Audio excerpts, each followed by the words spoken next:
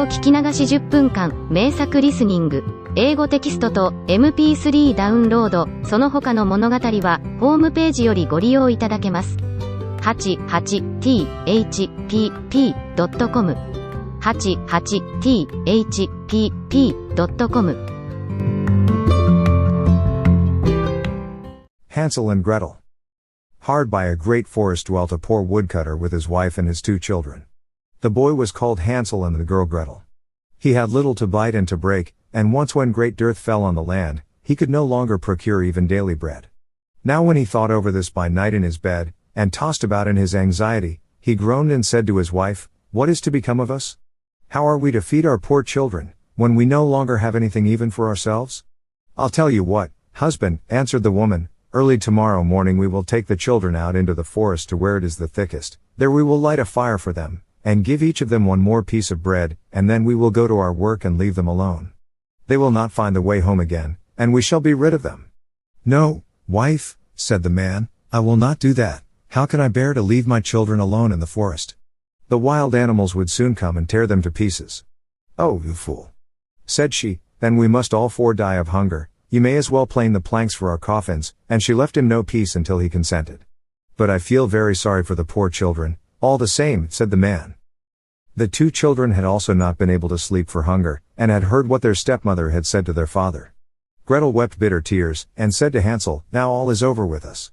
"Be quiet, Gretel," said Hansel, "do not distress yourself, I will soon find a way to help us." And when the old folks had fallen asleep, he got up, put on his little coat, opened the door below, and crept outside. The moon shone brightly, and the white pebbles which lay in front of the house glittered like real silver pennies.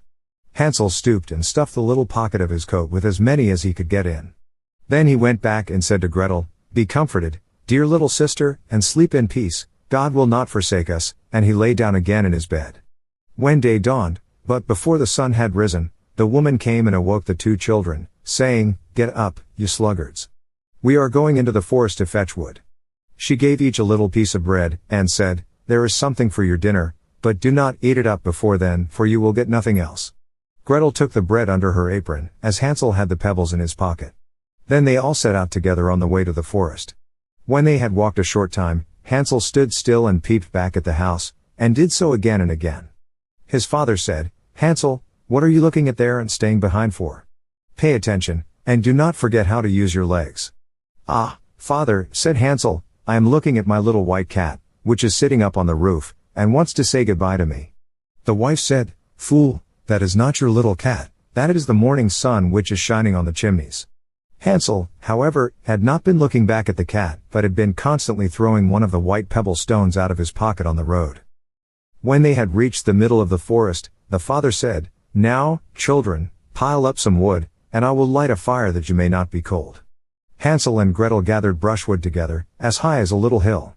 The brushwood was lighted, and when the flames were burning very high, the woman said, "Now, children, lay yourselves down by the fire and rest, we will go into the forest and cut some wood. When we have done, we will come back and fetch you away." Hansel and Gretel sat by the fire, and when noon came, each ate a little piece of bread, and as they heard the strokes of the wood axe they believed that their father was near. It was not the axe, however, but a branch which he had fastened to a withered tree which the wind was blowing backwards and forwards. And as they had been sitting such a long time, their eyes closed with fatigue, and they fell fast asleep. When at last they awoke, it was already dark night. Gretel began to cry and said, "How are we to get out of the forest now?" But Hansel comforted her and said, "Just wait a little until the moon has risen, and then we will soon find the way." And when the full moon had risen, Hansel took his little sister by the hand, and followed the pebbles which shone like newly coined silver pieces, and showed them the way. They walked the whole night long, and by break of day came once more to their father's house.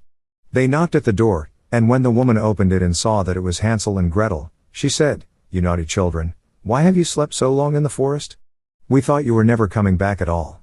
The father, however, rejoiced, for it had cut him to the heart to leave them behind alone. Not long afterwards, there was once more great dearth throughout the land, and the children heard their mother saying at night to their father, "Everything is eaten again, we have 1/2 loaf left, and that is the end.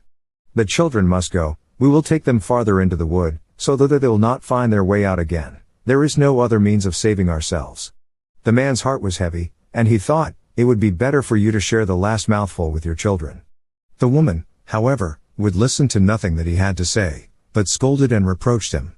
He who says A must say B, likewise, and as he had yielded the first time, he had to do so a second time also. The children, however, were still awake and had heard the conversation.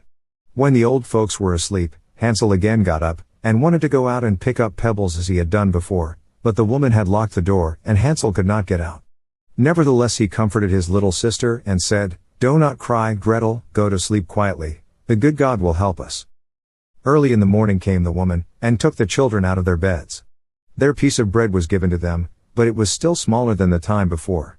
On the way into the forest Hansel crumbled his in his pocket, and often stood still and threw a morsel on the ground. "Hansel, why do you stop and look round?" said the father. "Go on." "I am looking back at my little pigeon which is sitting on the roof, and wants to say goodbye to me," answered Hansel. "Fool," said the woman, "that is not your little pigeon, that is the morning sun that is shining on the chimney." Hansel, however, little by little threw all the crumbs on the path. The woman led the children still deeper into the forest, where they had never in their lives been before. Then a great fire was again made, and the mother said, "Just sit there, you children, and when you are tired you may sleep a little. We are going into the forest to cut wood, and in the evening when we are done, we will come and fetch you away." When it was noon, Gretel shared her piece of bread with Hansel, who had scattered his by the way. Then they fell asleep and evening passed, but no one came to the poor children. They did not awake until it was dark night, and Hansel comforted his little sister and said, "Just wait, Gretel, until the moon rises, and then we shall see the crumbs of bread which I have strewn about. They will show us our way home again." When the moon came they set out, but they found no crumbs, for the many thousands of birds which fly about in the woods and fields had picked them all up. Hansel said to Gretel, "We shall soon find the way," but they did not find it. They walked the whole night and all the next day too from morning till evening, but they did not get out of the forest, and were very hungry, for they had nothing to eat but 2 or 3 berries, which grew on the ground. And as they were so weary that their legs would carry them no longer, they lay down beneath a tree and fell asleep. It was now 3 mornings since they had left their father's house. They began to walk again, but they always came deeper into the forest, and if help did not come soon, they must die of hunger and weariness.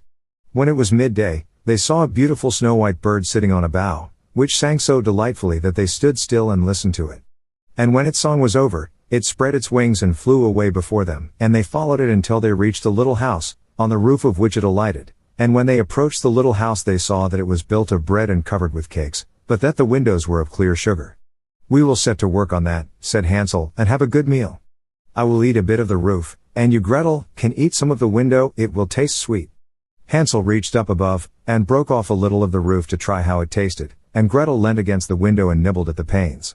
Then a soft voice cried from the parlor, "Nibble, nibble, gnaw, who is nibbling at my little house?" The children answered, the wind, the heaven-born wind." 英語聞き流し10分間、名作リスニング。英語テキストと MP3 ダウンロード、その他の物語は、ホームページよりご利用いただけます。88thpp.com 88thpp.com